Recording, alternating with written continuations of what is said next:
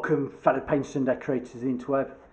It's your internet painter and decorator, the YouTube sensation that is Phil Beckwith. Yeah, let's all have a laugh again. I'm trying to do a quick video. You can see I've got this, you call them Georgian windows, multi-pane glass, and I've got a bit of a moan. You know I'm like for moaning. Sometimes called a moaning mini.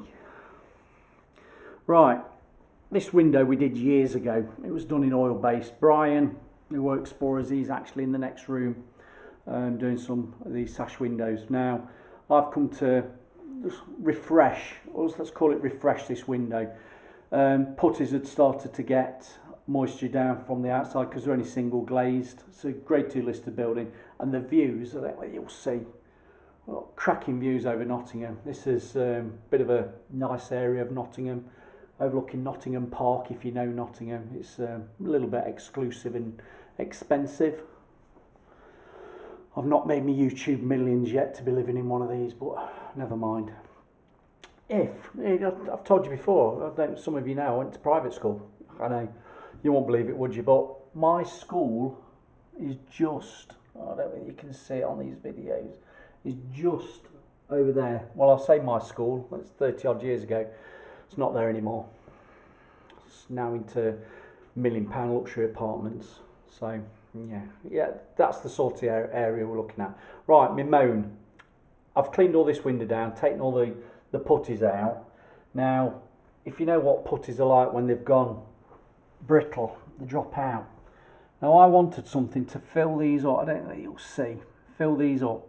So we all like Toupret, don't we? We all like Toupret filler. So I went into Paintwell today and I said I want some of that putty. That's not putty. It's not linseed oil putty. It's that some other blend of stuff. Now I got the Toupret stuff. Let's read the can, because you know what I'm like for reading cans. Right, glazing putty, flexible, will not crack. On interior and exteriors, and this is just what I need because it's on interior. I've got all these mouldings to do and I thought it's going to be ideal. My cameraman, sorry about my camera work, I'm on my phone today,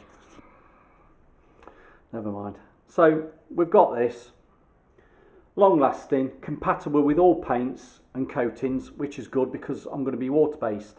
When Brian did this easily 10 years ago, it was oil based, and he actually burnt off these shutters and did them with oil based paint. Well, I'm not doing that. I'm using actually water based paint. I'll come on to that paint in a minute. So we've got long lasting. It does not stick to your hands and will not smear on glazing. Well, for a start, I can tell you now, it did stick to my hands. But my biggest gripe about this, and I'm talking to other fellow painters and decorators here, right, you turn the can round, because I thought, get this putted up today, let it skin up, and I'll get it coated up tomorrow. Brian comes in, he says, have you read the back of the can? And I went, no. And he goes, do you know what the recoat time is for painting over it? And I went, nope. 6 to 8. I'm going to put it in the length. You see that? 6 to 8 days. I think there's a typo. Do you work for this company? Are you watching my videos? Can somebody tell me why this is 6 to 8 days before I can paint over it? Because I'll be honest, we've only got down for 2 to 3 days for coating all this up. And 6 to 8 days, what do I do? Do I go to another job? It's ridiculous. 6 to 8 days for using this. Who in the real world is using this stuff? I'm looking at the tin, not looking at the lens. Who's using this stuff and waiting 6 to 8 days? Now it does say that depending on conditions it might be a bit different, but 6 to 8 days? You having a laugh? Anyway, that's my moan. If you work for Toupret, can somebody just give us some comments?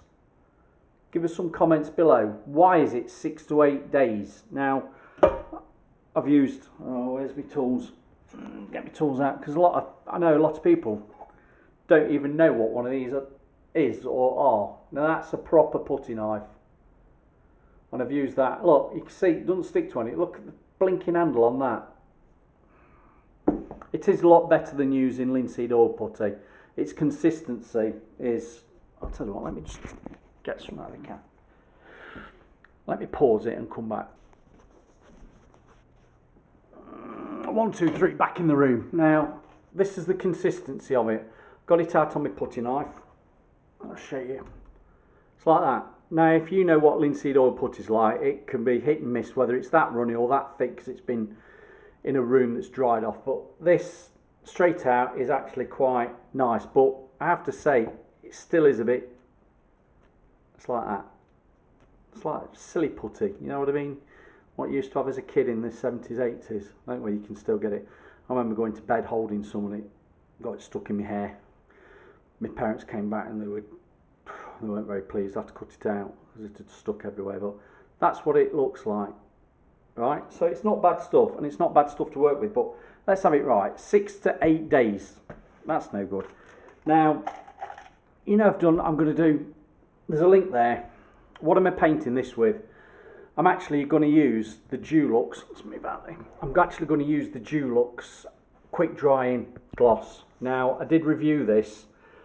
I didn't give it a favourable review, but I did say the gloss was really good. Now, because Brian has done oil-based gloss on all that lot previously, I wanted something that's going to have a decent gloss to it. So we have got, I've got some Dulux Trade quick dry gloss, and I've got the correct undercoat for it as well. Now, I'm going to say while I've been waiting, all I've been able to do is go around the sides and any of the edges just to get a coat on. Now, if you know how to do a proper sash window, you know which edges to do, which is inside and out, but I've just managed to go around all these edges and let them dry off and see what it's like tomorrow, that I can do the other edges that when I open and close,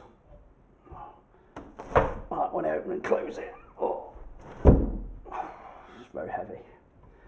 So that's it. Now, Brian in the other room has used timber glaze, which timber build. That's there.